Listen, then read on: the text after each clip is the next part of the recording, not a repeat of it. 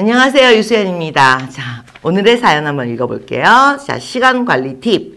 시간을 관리할수록 시간에 쫓기는 느낌이 듭니다. 유수연 쌤은 시간을 어떻게 계획하시나요? 저는 계획을 안 합니다, 일단. 그 다음에 일주일에 며칠이나 자유롭게 쉬는 시간을 갖는지도 궁금합니다. 일단 첫 번째 질문부터 보면은 이렇게 저는 계획을 하는 게 아니라요. 아침에 일어나면 이렇게 빈 칸을 이제 시간을 쭉 이렇게 적어요. 그래서 뭐 7시, 8시, 9시, 10시 이래서 이제 저녁까지 쭉 1시간마다 빈칸을 만들어 놔요.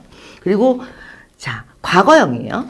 저는 계획형이 아니에요. 과거형이에요. 오늘 이제 내가 공부를 해야 돼. 그런데 50페이지를 해야지 라고 목표를 세우고 몇 시까지 20페이지, 몇 시까지 30페이지 이런 식으로 하는 게 아니라 6시부터 7시까지 뭘 했는가, 7시부터 8시까지 뭘 했는가, 과거형. 8시가 되면 요 1시간 동안 뭐 했는지 쓰고요. 9시가 되면 8시부터 9시까지 뭘 했는가를 간단하게 써요. 그래서 과거형으로 쓰는 거죠. 이렇게 하다 보면요, 많이 밀려 있어요. 여기까지 원래 40페이지여야 되는데 15페이지밖에 안 왔네? 왜 이렇게 느리지? 이렇게 돼요. 그거는 왜 그러냐면 자기가 이 계획표를 만들어 놓고 계획대로 한답시고 이제 앉으면 거기서 이제 밥 먹는 시간 빼야죠. 친구한테 전화 오는 시간 빼야죠. 쉬는 시간 유튜브 보는 시간 빼야죠. 검색하는 시간 빼야죠. 못 빼야죠. 뭐 이러다 보면은 새요. 시간이 줄줄줄.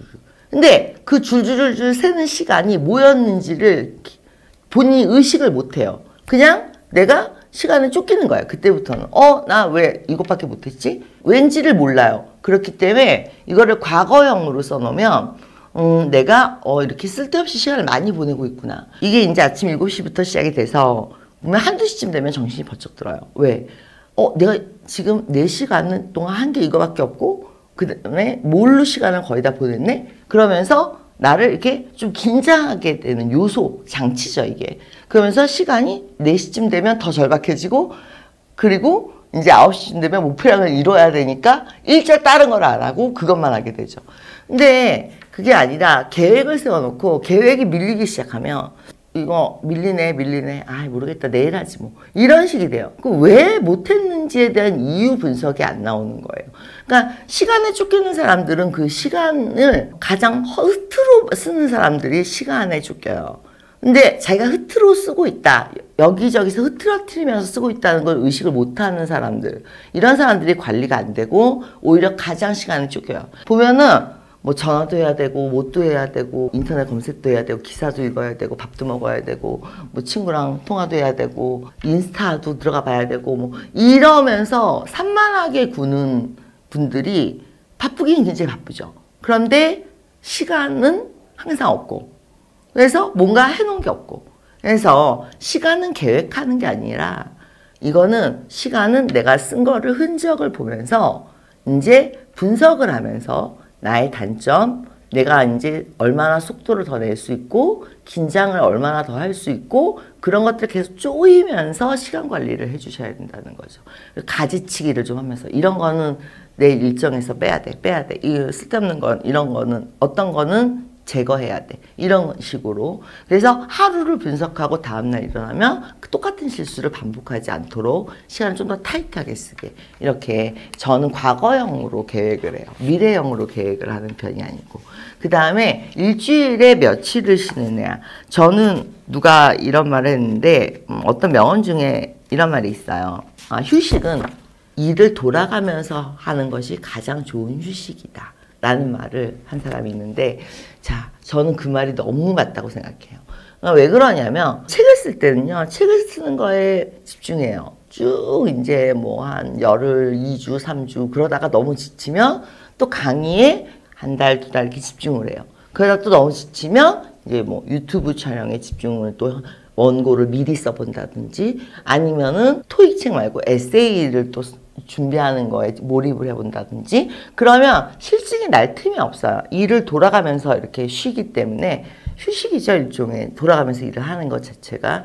그러다가 정말 번아웃이 오면 그럴 때는 이제 하루 정도 빼서 하루 종일 집에서 미드만 쫙 본다든지 시리즈 하나를 책을 시리즈로 몇 권 이렇게 돼 있는 거를 이제 그쪽으로 파고드는 거죠. 그러면 다른 세상이잖아요. 뭐 예를 들어서 이 책이 1970년대 책이야. 그럼 70년대로의 여행이잖아요. 이 책이 미국 영화야. 미국으로의 여행이잖아요. 그래서 이렇게 해서 하루 정도 이렇게 쭉, 그러니까 내가 움직이는 게 아니라 책 안에 내용이 움직인다든가 화면에서 이렇게 이제 시대가 흘러간다든가 그런 걸 보면서 이렇게 여행한다는 개념을 갖고 이렇게 쭉 쉬고 머리를 비우고 그리고 또 일상으로 돌아오고 그런 식으로 휴식을 좀 취하는 편이거든요. 그래서 일을 몇 가지를 돌아가면서 하면서 쉬지 가능하면 완벽하게 쉬지는 않아요. 그 레스트라는 말이 있고 브레이크라는 말이 있어요. 근데 레스트는 정말 긴장을 다 놓고 푹 쉬는 거예요. 그래서 take a rest 그러면 아 집에 가서 잠 좀 자고 와. 내일 봐. 그만하고 가서 쉬어. 이제 끝 이거고요. take a break 그러면요. 이게 이제 커피 잠깐 마시면서 잠깐 쉬고 또 일하는 거. 브레이크. 툭 일의 흐름이 끊어지는 거죠. 그래서 잠깐씩 쉬는 거예요. 그런데 러시아 속담에 rest는요. doesn't go together with success 이런 표현이 있어요. 그러니까 성공과 레스트는 같이 가지 않는다. 성공하는 사람들은 브레이크를 취하면 브레이크를 취하지 레스트를 취하진 않는다 라는 얘기죠. 그래서 쉴 때도 이렇게 끊어가면서 잠깐 쉬고 일을 바꿔서 하면서 쉬고 이런 식이지 완전히 퍼져버리진 않는다는 거죠. 그러니까 일주일에 하루 정도로 완전히 퍼져버린다 이런 개념은 저한테는 없어요. 저한테는 없는데 요즘은 아무래도 여러분들이 이제 복지를 중요시 여기고 그 다음에 개인 생활을 중요시 여기다 보니까 그런 것들을 중요시 여기는 것 같은데 저는 제가 하는 일이 개인 생활이에요. 그냥 제가 책을 써서 제 인생을 남기는 게 개인 생활이고 제가 내일 강의를 하기 위해서 강의 준비를 하면서 지식을 계속 습득하는 게 제 개인 생활이고 미국에서 이제 조사 발표한 거를 보면은 하루에 아무것도 안 하고 노는 시간이 4시간 이상이 되면은 그 사람은 생산성이 굉장히 떨어진대요. 실제로 일을 할 때에도.